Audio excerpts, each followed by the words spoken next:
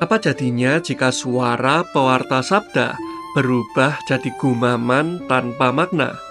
Jika bahasa surgawi yang dulu menyatukan justru kini menjadi pemicu perpecahan. Hari ini, banyak yang mengaku bisa berbahasa roh, tapi justru membuat gereja seperti pasar malam. Riuh, liar, tanpa arah. Satu berseru sambala-sambala, yang lain bergetar seperti kerasukan. Yang menyaksikan bingung, takut, dan bahkan muak. Padahal, ketika Roh Kudus turun di hari Pentakosta, yang terjadi adalah sebaliknya. Ketika para rasul berbicara, semua orang mengerti. Tapi sekarang, kita dengar kata-kata yang tak bisa diterjemahkan, tak bisa dimaknai, dan tak membawa pada kesatuan. Mungkin niatnya baik untuk meneguhkan iman, namun hasil menunjukkan sebaliknya. Di mana tradisi ditolak, di situ gereja membelah diri seperti amuba. Dalam video ini, saya tidak sedang mencela suatu praktik kepercayaan, karena saya sendiri sangat menjunjung tinggi semangat oikumene. Tapi hari ini, mari kita menyelami satu pertanyaan tajam. Apakah itu benar-benar Roh Kudus, atau hanya roh lain yang sedang asik dipuja dan mendistorsi gereja? Hari Pentakosta adalah antitesis radikal dari peristiwa pemecahan bahasa dalam kisah Menara Babel.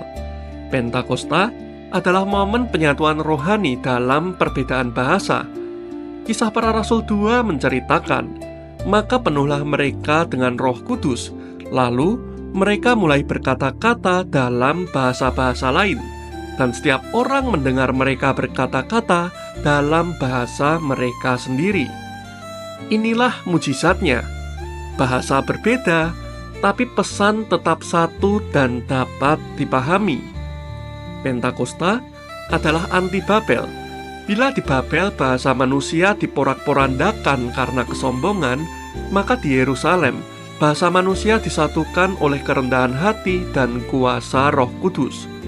Namun kini, sebagian dari kalangan karismatik Protestan malah membalikkan esensi mujizat itu. Mereka membuat bahasa roh jadi sesuatu yang elitis, misterius, tak bisa dimengerti, dan seringkali tanpa makna. Seperti kata sambala-sambala, atau sandala bakanda atau semacamnya, yang tak pernah dijelaskan artinya.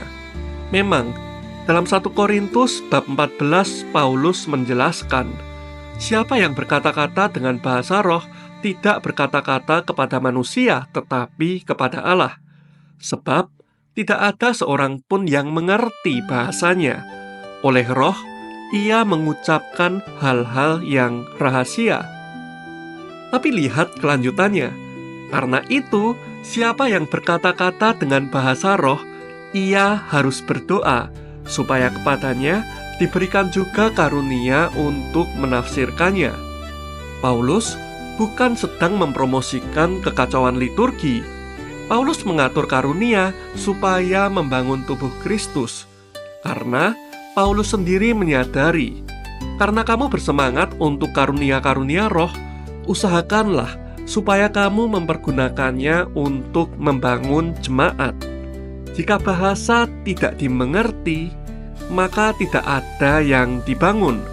Lalu, apakah itu benar-benar karya Roh Kudus atau sensasi spiritual semata? Bayangkan, kamu berbicara dalam bahasa Jepang di tengah warga desa di Indonesia yang tak pernah belajar bahasa Jepang. Kamu mungkin merasa elegan, tapi mereka akan bingung. Itulah yang terjadi hari ini. Banyak orang berteriak-teriak dalam bahasa roh tanpa tafsiran. Paulus sudah mengantisipasi hal ini. Paulus berkata, "Jika aku berbahasa roh, maka rohku berdoa, tetapi pikiranku tidak berbuah."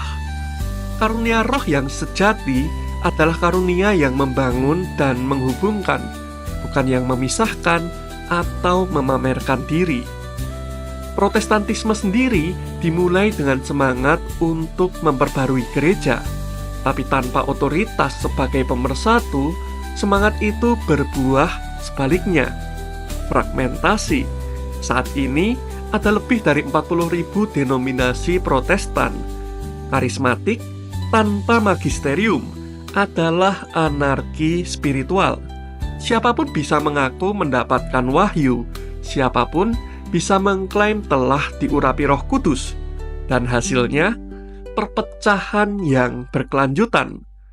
Paus Benediktus ke-16 dengan tajam mengatakan, karunia-karunia Roh Kudus tidak pernah menentang kesatuan gereja. Bila mereka melakukannya, maka itu bukan Roh Kudus. Tapi, mengapa magisterium penting? Karena dalam tubuh gereja, Roh Kudus tidak bekerja secara sembarangan. Ia bekerja melalui hierarki suci, sebagaimana ditegaskan dalam Lumen Gentium. Roh Kudus tidak hanya menyucikan dan mempersatukan umat Allah, tetapi juga memimpin mereka melalui para uskup dan imam yang ditahbiskan, agar tetap dalam ajaran kebenaran yang penuh. Katekismus Gereja Katolik juga menegaskan, Kristus memberikan kepada gerejanya suatu partisipasi dalam ketakmampuannya untuk bersalah atau infalibilitas, agar gereja melalui magisterium dapat menjaga iman tetap murni dari distorsi. Nampaknya, beberapa denominasi Protestan mulai menyadari hal ini dan kembali ke pelukan Gereja Katolik. Alex Jones, mantan pendeta Pentakosta, membawa seluruh jemaatnya kembali ke pelukan Gereja Katolik setelah menyadari, kami memiliki roh, tapi tidak punya akar. Kami menyala-nyala, tapi tanpa pondasi. Dan kasus lainnya, Brother Dwight, ex-Anglikan karismatik, juga mengakui, saya menemukan damai hanya dalam pelukan Gereja Katolik yang satu. Mengapa? Karena karunia tanpa otoritas hanya menghasilkan ilusi rohani. Namun jangan salah sangka, Gereja Katolik juga mengenal gerakan karismatik. Tapi bedanya, gerakan ini taat pada magisterium, menghargai liturgi, dan menekankan discernment. Paus Paulus ke-6 pernah berkata kepada Kongres Karismatik Internasional, bagaimana mungkin gerakan ini tidak menjadi kesempatan besar bagi gereja jika ia tetap terhubung erat dengan magisterium, disiplin sakramental, dan kehidupan komunitas yang sejati. Paus Yohanes Paulus II menegaskan dalam Christi Fideles Laiki, setiap gerakan rohani, betapapun positifnya, harus diuji oleh magisterium, karena roh tidak dapat bertentangan dengan dirinya sendiri. Kitab suci pun memperingatkan, saudara-saudaraku yang kekasih, janganlah percaya akan setiap roh, tetapi ujilah roh-roh itu. Dalam Gereja Katolik, pengujian itu dilakukan oleh magisterium yang dibimbing Roh Kudus. Bahasa roh dalam karismatik Katolik bukan ajang pertunjukan. Ia disaring, ditafsirkan, dan diarahkan menuju pengabdian kepada Kristus. Dan sekarang, mari kita jujur. Kalau orang-orang ngotot itu adalah bahasa roh, mengapa tidak dimengerti berbeda jauh dengan Pentakosta?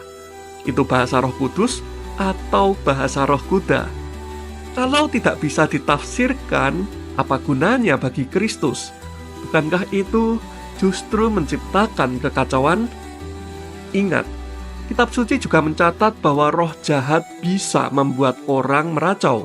Contohnya dalam Injil Markus, orang itu kerasukan roh jahat dan ia berteriak-teriak serta membuat keributan. Roh Kudus tidak membawa kekacauan, ia membawa damai, urutan, dan kesatuan. Kalau karunia itu membuat ibadah kacau, menimbulkan ketakutan, bahkan menjauhkan orang dari gereja, sakramen, dan tradisi, maka itu sudah pasti bukan Roh Kudus.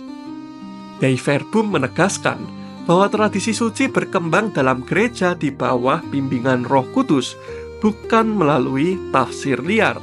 Dalam Dei Verbum ditulis, gereja dalam pengajarannya, hidup dan ibadah meneruskan kepada setiap generasi segala sesuatu yang telah diterima dari para rasul.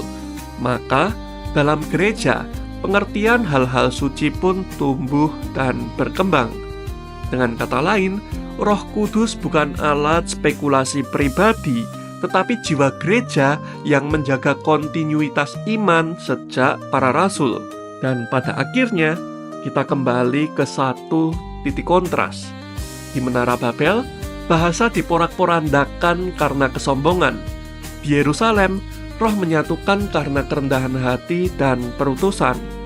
Bahasa roh sejati bukan soal lidah yang bergetar, tapi hati yang bersatu dengan Kristus. Karunia sejati dari Roh Kudus bukan membuat kita terlihat lebih hebat, tetapi membuat kita lebih rendah hati dan taat, lebih menyatu, bukan terpisah. Jadi, jika seseorang mengaku memiliki karunia Roh Kudus, coba tanyakan hal ini. Apakah kamu semakin patuh pada ajaran gereja? Apakah kamu semakin menyatu dalam tubuh Kristus? Atau justru kamu merasa lebih unggul dan semakin menjauh? Sebab, bila Roh Kudus yang berkarya, maka akan selalu ada tarikan menuju persatuan, bukan desakan untuk memisahkan diri. Akan tumbuh kerinduan untuk kembali ke pangkuan gereja yang satu, kudus, katolik, dan apostolik. Bukan semangat membentuk denominasi baru tiap kali ada perbedaan. Kalau yang kamu miliki malah menjauhkan kamu dari sakramen, dari gereja, dari tradisi, dan dari magisterium, maka itu bukan Roh Kudus, tapi hanya karunia emosi yang salah arah atau bahkan roh jahat.